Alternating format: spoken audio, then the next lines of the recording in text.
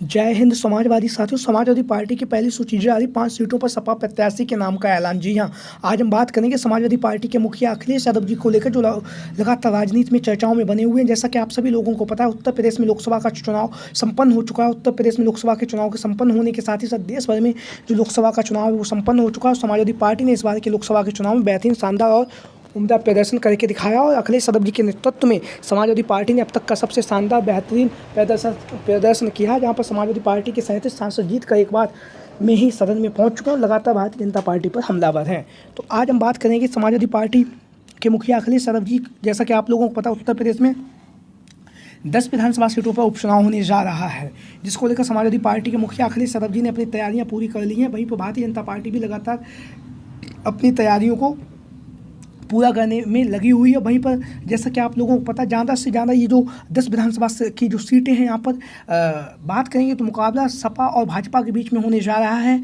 लेकिन यहाँ पर बहुजन समाज पार्टी ने भी इस बार के उपचुनाव में 10 की 10 विधानसभा सीटों पर चुनावी मैदान में उतरने का मन बना लिया है। हालांकि बहुजन समाज पार्टी उपचुनाव से हमेशा से ही दूर रही है, वह कभी उपचुनाव में इतनी ज़्यादा दिलचस्पी नहीं ली है। लेकिन इस बार के लोकसभा के चुनाव में मायावती जी की एक भी सीट नहीं मिली। 80 की 80 लोकसभा सीटों में से बहुजन समाज पार्टी को एक भी सीट नहीं आई है। और उसके साथ ही 2022 के विधानसभा के चुनाव में बहुजन समाज पार्टी के सिर्फ एक सीट जीत सकी थी 403 विधानसभा सीटों में से। तो कहीं ना कहीं बहुजन समाजवादी पार्टी का जो स्तर गिरता जा रहा है, उसको लेकर मायावती जी विधानसभा उपचुनाव में अपने प्रत्याशियों को चुनावी मैदान में उतारने जा रही हैं।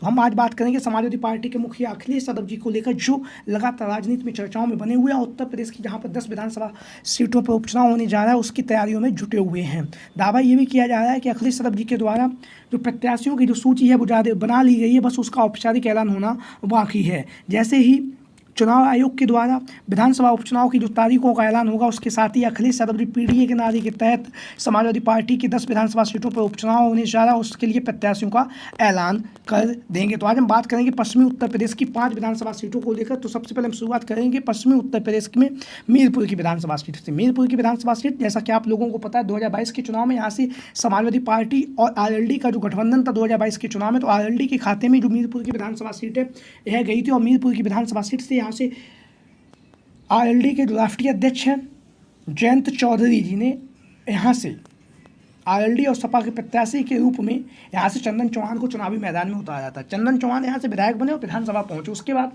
लोकसभा के चुनाव में आरएलडी ने अपना पासा पलटा और जयंत चौधरी जी भारतीय जनता पार्टी में शामिल हो गए। भारतीय जनता पार्टी में शामिल होने के साथ साथ भारतीय जनता पार्टी ने इन्हें 2 सीटें पर प्रत्याशियों को उतारने का मौका दिया था। तो बिजनौर से इन्होंने चंदन चौहान को चुनावी मैदान में आरएलडी ने उतारा और बिजनौर से चंदन चौहान सांसद निर्वाचित हो चुके हैं। सांसद निर्वाचित होने के साथ साथ उन्होंने मीरपुर की विधानसभा सीट से अपना इस्तीफा दे दिया। इस्तीफा देने के बाद यहाँ से ये जो सीट है खाली हो गई और यहाँ पर विधानसभा उपचुनाव होना तय हो चुका है। और यहाँ से समाजवादी पार्टी की तरफ से कादर राणा का नाम जो है लगातार चर्चाओं में बना हुआ है। और दावा ये किया जाए समाजवादी पार्टी के मुखिया अखिलेश यादव जी ने जो मीरपुर की विधानसभा सीट है यहाँ से कादर राणा को चुनावी मैदान में उतारने का मन बना लिया है, क्योंकि कादर राणा जिस अंदाज से चुनाव प्रचार कर रहे हैं वो भी कहीं ना कहीं काबिल तारीफ। और लगातार कादर राणा पश्चिमी उत्तर प्रदेश की जो मीरपुर की विधानसभा सीट है वहाँ से लगातार जनसंपर्क कर रहे हैं, लगातार लोगों के बीच में जा रहे हैं, जनता के बीच में पहुँचे। जनता के बीच में पहुँचने के साथ साथ लगातार समाजवादी पार्टी के मुखिया अखिलेश यादव जी का जो विश्वास है उस विश्वास पर अमल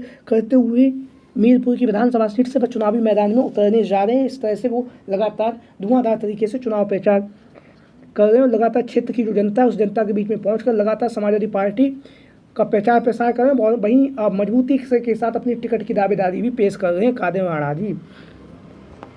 अब हम बात करेंगे दूसरे नंबर पश्चिमी उत्तर प्रदेश में अलीगढ़ की जो खैर की विधानसभा सीट है, यहाँ से अनूप प्रधान वाल्मीकि तो 2022 के चुनाव में यहाँ से चुनावी मैदान में उतरे और उन्होंने यहाँ से रिकॉर्ड मतों से जीत हासिल कर विधायक बने। उसके बाद 2024 के लोकसभा के चुनाव में भारतीय जनता पार्टी ने इन्हें हाथरस की जो लोकसभा सीट थी वहाँ से इन्हें चुनावी मैदान में उतारा। हाथरस की लोकसभा सीट पर चुनावी मैदान में उतारने के साथ ही साथ इन्होंने वहाँ से चुनावी मैदान में उतरे और इन्होंने वहाँ से रिकॉर्ड मतों से जीत हासिल की है। जहाँ पर वह चुनावी मैदान में जीत कर सांसद निर्वाचित हो चुके हैं हाथरस से, तो उन्होंने जो अलीगढ़ की जो खैर की विधानसभा सीट थी यहाँ से अपना इस्तीफा भी दे दिया है। अलीगढ़ की खैर की विधानसभा सीट से इस्तीफा देने के साथ ही विधानसभा उपचुनाव होना तय हो चुका है। और विधानसभा उपचुनाव में लगातार जो अलीगढ़ की खैर की विधानसभा सीट है यहाँ से भारतीय जनता पार्टी के 2 बार के जो विधायक रह चुके हैं अनूप प्रधान वाल्मीकि जी और वहीं पर समाजवादी पार्टी के प्रत्याशी के तौर पर हम बात करेंगे तो यहाँ से पूर्व में विधानसभा का चुनाव लड़ चुकी हैं। 2022 में बहुजन समाज पार्टी की तरफ से चारुकेन, जैसा कि आप लोग इन तस्वीरों के माध्यम से देख भी रहे हैं, 2022 के विधानसभा के चुनाव में चारुकेन ने खैर की विधानसभा सीट पर दूसरा स्थान प्राप्त किया था और बहुजन समाज पार्टी के सिंबल पर यह चुनावी मैदान में उतरी थी। बहुजन समाज पार्टी ने इन्हें टिकट दिया था, हालांकि यह दूसरे स्थान पर रही। वहीं पर समाजवादी पार्टी के और आरएलडी के जो प्रत्याशी थे तीसरे स्थान पर रहे। तो यहाँ से 2022 का जो विधानसभा चुनाव के बाद अब 2024 में जो विधानसभा का चुनाव होने जा रहा है, तो यहाँ पर अब समाजवादी पार्टी की तरफ से चारुकेन जी ने अपना नामांकन दाखिल चारुकेन जी ने अपना आवेदन किया है, टिकट की दावेदारी की है और यहाँ से अखिलेश यादव जी चारुकेन को चुनावी मैदान में उतार सकते हैं, क्योंकि अब पूर्व में प्रत्याशी भी रह चुकी हैं खैर की विधानसभा सीट से। वहीं पर हम बात करेंगे अब अलीगढ़ की के साथ साथ हम बात करेंगे कहल की विधानसभा सीट की। तो कहल की विधानसभा सीट से जहाँ से समाजवादी पार्टी के मुखिया अखिलेश यादव जी 2022 में विधायक निर्वाचित हुए थे, लेकिन 2024 में वह कन्नौज से सांसद भी निर्वाचित हो चुके हैं। कन्नौज से सांसद निर्वाचित होने के बाद अखिलेश यादव जी ने कहल की जो विधानसभा सीट है वहाँ से अपना इस्तीफा दे दिया और इस्तीफा देने के साथ ही साथ कहल की विधानसभा सीट पर उपचुनाव होना तय हो चुका है। इस उपचुनाव में समाजवादी पार्टी की तरफ से अनेक दावेदार टिकट की दावेदारी कर रहे हैं, लेकिन यहाँ से तेज प्रताप यादव का जो टिकट है वो तय माना जा रहा है।